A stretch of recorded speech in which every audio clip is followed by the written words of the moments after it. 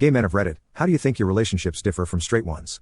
I'm bi, so perhaps can offer perspective. Dating other dudes, there's no gender roles and expectations that go with it. No man must pay for dates, the guy needs to do all the work, or be the provider. Old school attitudes. You can just chill and do what you like. The dude I'm seeing right now bought me chai and donuts for a date, and it just felt so nice to have someone do something for me. It also throws off the expectations people often have for who it'll go. There's no set path like marriage and children, it's all what you decide. It's the main reason I prefer other guys for dating.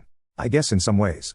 There's less of a standard dynamic for gay guys in terms of what a relationship looks like. For myself, it's kinda like being in a relationship with your best bro but just taking it a bit further than that. Lol. The gender roles kinda go out the window because you're both dudes. So it kinda seems more equal compared to what I've seen in a lot of my straight friends' relationships. You both either split bills, pay your own share, or take turns. More mutual interests and similar mindsets as guys. Easier to borrow each other's clothes. Lol. You can check out other guys together, and generally just expect that we're each checking out.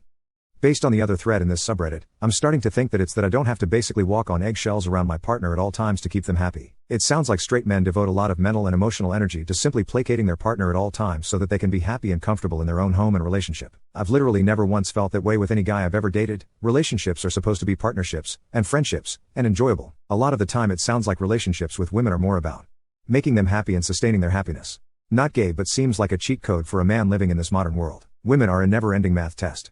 We understand each other a lot more easily than I imagine heterosexual couples do. Never have to guess at answer anything. Very blunt partner, thankfully. Personally, my husband and myself have several side pieces each, and we go to Mazatlan MX every year for holiday. It must be nice to be gay in a way. You would be with someone who had a similar view of love as you rather than someone whose long-term love was dependent on feels, which change based on their hormonal stages of life. What's the gay divorce rate? If women initiate 90% of straight divorces, it must be low. For me, it's like I'm in a relationship with my best bro, so the dynamics are a bit different to say the least. But of course, every relationship, straight or gay, is going to be different, so it's hard to generalize in any real way. And I say that as a man who's been in relationships with both men and women. They have a technological touch of death? You might be having a paranormal effect upon the devices? I'm no expert, nor knowledgeable on who would be the preferred specialist on this scenario, but I'd guess it's something environmental. Is it too dry or too humid where you are? That's a really weird story. Does it only ever happen in one place or everywhere? Men who are fit but still struggle to date, why is that so? Because dating is in the brain, not in the muscles. You'll never get better at dating by working your muscles. Only by finding your true self you'll get better at dating. Your muscles cover your true self, they don't bring it up. I think you misunderstand. Dating, or human in general, is complex. It's not just, get fit and we'll fly your way. Getting fit is definitely one of the correct things you can do to raise your attractiveness. But there are also other factors, your ability to connect, your personality, and whether it vibes with her, your emotional intelligence and her mood. Dating is complicated. My advice is, focus on bettering yourself for the sake of bettering yourself. Don't modify yourself to get dates. Because if you are bettering yourself because of an external motivation, at the end of the day, you will feel quite empty. Aim to make yourself proud. Most of this is coming from women. Women prefer to be the better looking one. When they're with someone that is really in shape, they feel the need to keep up, which means a lot of pressure. In addition to the pressure they're under anyway, muscles are hard and not comfortable to lie on when cuddling. If being in shape means you're at the gym 5 to 6 times per week, that means you will not be there for her. Someone that's constantly on a diet is no fun to socialize with. Women don't like muscles nearly as much as men do. If you use your body to overcome being self-conscious, they will sense that. I have a few friends who initially went for very fit and muscular guys, who after their breakup went for much more cosmetically ordinary guys who had a better sense of humor, kinder personality and humility. All of them classify the initial relationship as an immature mistake, and all of them would post social media things on narcissism and abusive relationships. Sometimes a lot of the traditional things that attract someone can mask the more toxic elements of a person, and once you go through that you realize what you truly value.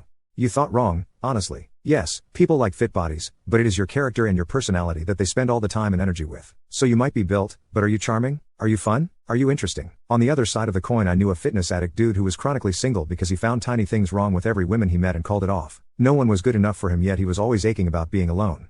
Went from 125 to 200 pounds, roids, not struggling to date anymore, but it's not the cheat code you think it is. You will hit the ceiling at some point, and the ROI of gaining more muscle won't be worth it. Your time would be better spent investing in dressing well, making more money and becoming part of a social circle in which you can rise up the ranks. Ignore the personality comments. 99% of guys get rejected before they can even say a word in odd, and nobody will overlook your pictures and match with you just for your bio. What is a popular misconception about self-defense?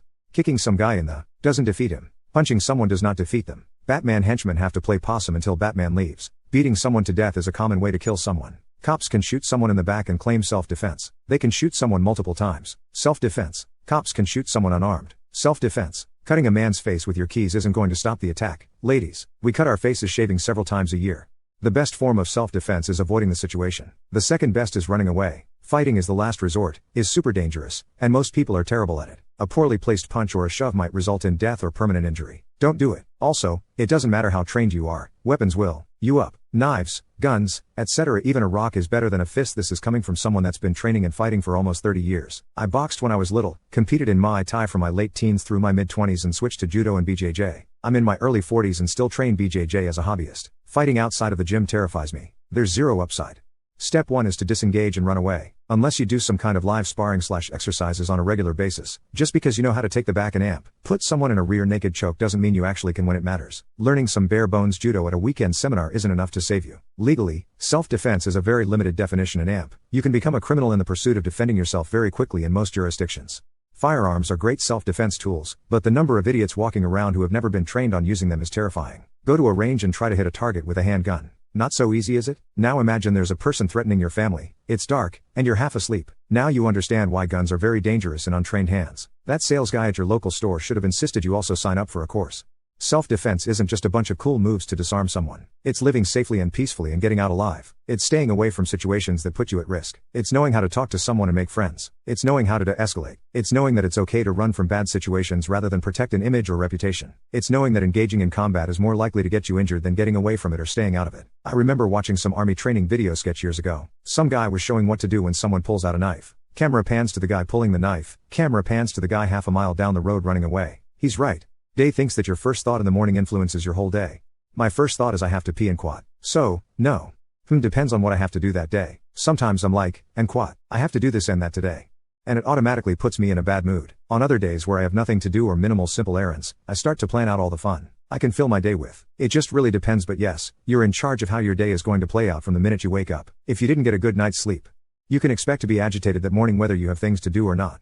What would improve society if it never existed at all? Giving young men and women help for having a job and giving promotions to people who really deserve it. Christianity. No, not just right-wing Christianity. The whole thing. It's been hot garbage from day one. American evangelicals didn't pull all that science denial, misogyny, homophobia, hatred of other religions and authoritarianism out of thin air. Those aspects have always been an integral part of the belief system, and no amount of cherry-picked sophisms about being nice to poor people can redeem that. The rise of Christianity was a net setback for humanity. And turn the other cheek is an absolutely atrocious idea too.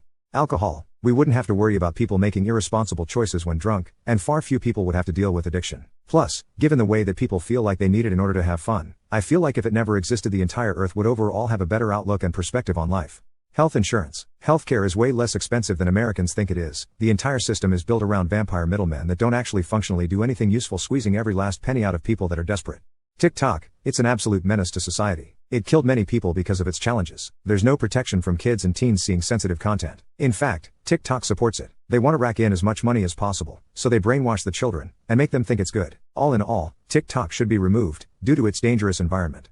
Financial systems. It's just legal scam. The whole point is buying things, adding no value or service to it and hoping you can sell it for more. You are allowed to miscalculate by billions, which in turn is people's mortgages and pensions. A lot of things people associate with the evils of capitalism are just evils of the financial system and the fact that we have to bail out a non-capitalist portion of the capitalist system every time it fails instead of letting it be. It's not the competition/innovation or aggregation of wealth by massive wealth generators. It's just the financial systems and how essential we see it as what up the world.